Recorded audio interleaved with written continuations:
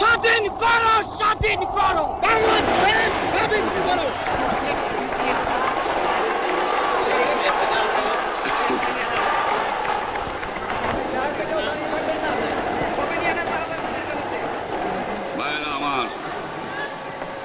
আজ দুঃখ ভারাক্রান্ত মন নিয়ে আপনাদের সামনে হাজির হয়েছি। আপনারা সবই জানেন এবং বোঝেন আমরা আমাদের জীবন দিয়ে চেষ্টা করেছি, কিন্তু দুঃখের বিষয় আজ ঢাকা, চট্টগ্রাম, খুলনা, রাজশাহী, রংপুরে আমার ভাইয়ের রক্তে রাজপথ রঞ্জিত হয়েছে। আজ বাংলার মানুষ মুক্তি চায়, বাংলার মানুষ বাঁচতে চায়, বাংলার মানুষ তারা আজ তার অধিকার চায়। কিন্তু দুঃখের বিষয় আজ দুঃখের সঙ্গে বলতে হয় 23 বছরের করুণ ইতিহাস, বাংলার অত্যাচারের, বাংলার মানুষের রক্তের ইতিহাস, 23 বছরের ইতিহাস, মুমূর্ষ নরনারীর আর্তনাদের ইতিহাস, বাংলার ইতিহাস, এদেশের মানুষের রক্ত দিয়ে রাজপথ রঞ্জিত করার ইতিহাস। 1952 সালে রক্ত দিয়েছি, 1954 সালে নির্বাচনে জয়লাভ করেও আমরা গদিতে বসতে পারি নাই। 1958 সালে আইয়ুব খান মার্শাল ল জারি করে 10 বছর পর্যন্ত আমাদের গোলাম করে রেখেছে। 1967 সালে 6 দফার আন্দোলনে 7ই জুনে আমার ছেলেদের গুলি করে হত্যা করা হয়েছে। 1969 আন্দোলনে আইয়ুব খানের পতন হওয়ার পরে যখন ইয়াহিয়া খান সাহেব সরকার নিলেন, তিনি বললেন দেশে শাসনতন্ত্র দেবেন, গণতন্ত্র দেবেন, আমরা মেনে নিলাম। তারপরে অনেক ইতিহাস হয়ে গেল, নির্বাচন হলো। আপনারা জানেন দোষ কি আমাদের? আজকে আমি প্রেসিডেন্ট ইয়াহিয়া খান সাহেবের সঙ্গে দেখা করেছি, আপনারা জানেন, আলাপ আলোচনা করেছি। আমি শুধু বাংলার নয়, পাকিস্তানের মেজরিটি পার্টির নেতা হিসাবে তাকে অনুরোধ করলাম 15 ফেব্রুয়ারি তারিখে আপনি জাতীয় পরিষদের অধিবেশন দেন। তিনি আমার কথা রাখলেন না, তিনি রাখলেন ভুট্টো সাহেবের কথা। তিনি বললেন প্রথম সপ্তাহে মাসে হবে, তিনি মানে নিলেন। আমরা বললাম ঠিক আছে, আমরা অ্যাসেম্বলিতে বসবো, আমরা আলোচনা করব। আমি বললাম বক্তৃতার মধ্যে অ্যাসেম্বলির মধ্যে আলোচনা করব। এমনকি আমি এ পর্যন্ত বললাম যদি কেউ ন্যায্য কথা বলে, আমরা সংখ্যায় বেশি হলেও একজন যদিও সে হয়, তার ন্যায্য কথা আমরা মেনে নেব। আসুন বসি, আমরা আলাপ করে শাসনতন্ত্র তৈরি করি। তিনি বললেন পশ্চিম পাকিস্তানের মেম্বাররা যদি এখানে আসে তাহলে কসাইখানা হবে অ্যাসেম্বলি। যদি কেউ অ্যাসেম্বলিতে আসে তাহলে পেশোয়ার থেকে করাচি পর্যন্ত দোকান জোর করে বন্ধ করা হবে, তারপরেও যদি কেউ আসে তাকে সন্ন্যাসার করা হবে। আমি বললাম অ্যাসেম্বলি চলবে। তারপরে হঠাৎ 1 তারিখে অ্যাসেম্বলি বন্ধ করে দেওয়া হলো। কি পেলাম আমরা? আমার পয়সা দিয়ে অস্ত্র কিনেছি বহিঃশত্রু আক্রমণ থেকে দেশকে রক্ষা করার জন্য। আজ সেই অস্ত্র ব্যবহার হচ্ছে আমার দেশের গরিব দুঃখী নিরস্ত্র মানুষের বিরুদ্ধে, তার বুকের উপরে হচ্ছে গুলি। আমরা পাকিস্তানের সংখ্যাগুরু, আমরা বাঙালিরা যখনই ক্ষমতায় যাওয়ার চেষ্টা করেছি, যখনই এদেশের মালিক হবার চেষ্টা করেছি, তখনই তারা আমাদের উপর ঝাঁপিয়ে পড়েছেন। তারা আমাদের ভাই।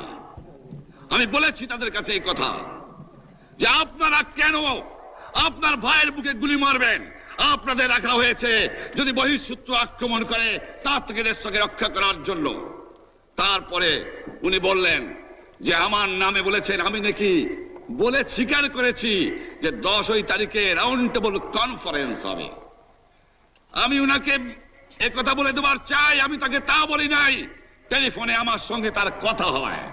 তাকে আমি বলেছিলাম জনাব ইয়াহিয়া খান সাহেব, আপনি পাকিস্তানের প্রেসিডেন্ট, দেখে যান, ঢাকায় আসেন কিভাবে আমার গরিবের উপরে, আমার বাংলার মানুষের অবুকের উপরে গুলি করা হয়েছে, কি করে আমার মায়ের কোল খালি করা হয়েছে, কি করে মানুষকে হত্যা করা হয়েছে। আপনি আসুন, দেখুন, বিচার করুন, তারপরে আপনি ঠিক করুন। আমি এই কথা বলেছিলাম। হঠাৎ আমার সঙ্গে পরামর্শ না করে বা আমাদের সঙ্গে আলোচনা না করে 5 ঘন্টা গোপনে বৈঠক করে যে বক্তৃতা তিনি করেছেন এবং যে বক্তৃতা করে অ্যাসেম্বলি করেছেন, সমস্ত দোষ তিনি আমার উপরে দিয়েছেন, বাংলার মানুষের উপরে দিয়েছেন।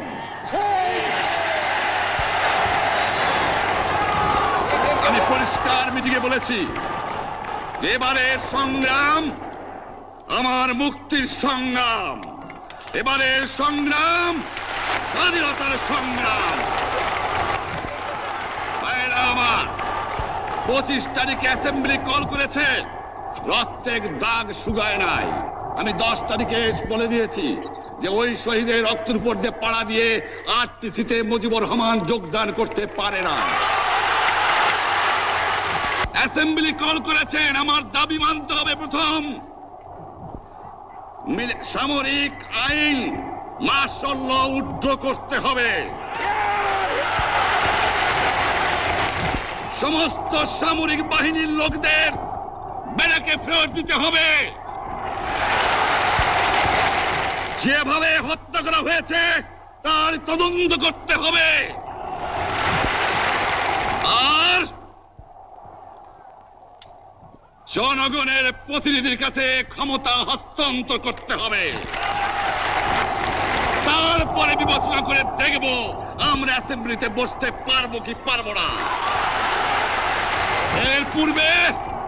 এর পূর্বে অ্যাসেম্বলিতে বসার, আমরা অ্যাসেম্বলিতে বসতে আমরা পারি না। জনগণ সে অধিকার আমাকে দেয় নাই। ভাইয়েরা আমার, তোমরা আমার উপর বিশ্বাস আছে? আমি প্রধানমন্ত্রিত্ব চাই না, আমরা দেশের মানুষের অধিকার চাই। আর যদি একটা গুলি চলে, আর যদি আমার লোকের উপর হত্যা করা হয়, তোমাদের উপর কাছে আমার অনুরোধ রইল, প্রত্যেক ঘরে ঘরে দুর্গ করে তোলো। তোমাদের যা কিছু আছে তাই নিয়ে শত্রুর মোকাবেলা করতে হবে, এবং জীবনের তরে রাস্তাঘাট যা যা আছে সবকিছু আমি যদি হুকুম দেবার নাও পারি, তোমরা বন্ধ করে দেবে। তোমরা আমার ভাই, তোমরা ব্যারাকে থাকো, কেউ তোমাদের কিছু বলবে না, কিন্তু আর আমার বুকের উপর গুলি চালাবার চেষ্টা করো না, ভালো হবে না। 7 কোটি মানুষকে চাপা রাখতে পারবো না। আমরা যখন মরতে শিখেছি তখন কেউ আমাদের দবাতে পারবে না। যে পর্যন্ত আমার এই দেশের মুক্তি না হবে, খাজনা ট্যাক্স বন্ধ করে দেওয়া হলো, কেউ দেবে না। তবে অনুরোধ করছি, আপনারা আমাদের ভাই, আপনারা দেশকে একেবারে জাহান্নামে ধ্বংস করে দিয়েন না। জীবনে আর কোনোদিন আপনাদের মুখ দেখা দেখি হবে না। যদিও আমরা শান্তিপূর্ণভাবে আমাদের ফয়সালা করতে পারি, তাহলে অন্তপক্ষে ভাই ভাই হিসেবে বাস করার সম্ভাবনা আছে। সেই জন্য আপনাদের অনুরোধ করছি, আমার এই দেশে আপনারা মিলিটারি শাসন চালাবার চেষ্টা আর করবেন না। দ্বিতীয় কথা, প্রত্যেক গ্রামে, প্রত্যেক মহল্লায়, প্রত্যেক ইউনিয়নে, প্রত্যেক সাব ডিভিশনে আওয়ামী লীগের নেতৃত্বে সংগ্রাম পরিষদ গড়ে তোলো, এবং তোমাদের যা কিছু আছে তাই নিয়ে প্রস্তুত থাকো। মনে রাখবা, রক্ত যখন দিয়েছি, রক্ত আরো দেব, এই দেশের মানুষকে মুক্ত করে ছাড়বো ইনশাআল্লাহ। এবারে সংগ্রাম আমাদের মুক্তির সংগ্রাম, এবারে সংগ্রাম স্বাধীনতার সংগ্রাম। আপনারা আমার উপর আমাদের বিশ্বাস নিশ্চয়ই রাখেন, জীবনে আমার রক্তের বিনিময়েও আপনাদের সঙ্গে বেইমানি করি নাই। প্রধানমন্ত্রিত্ব দিয়ে আমাকে নিতে পারে নাই, ফাঁসি কাস্টে আসামি দিয়ে আমাকে নিতে পারে নাই।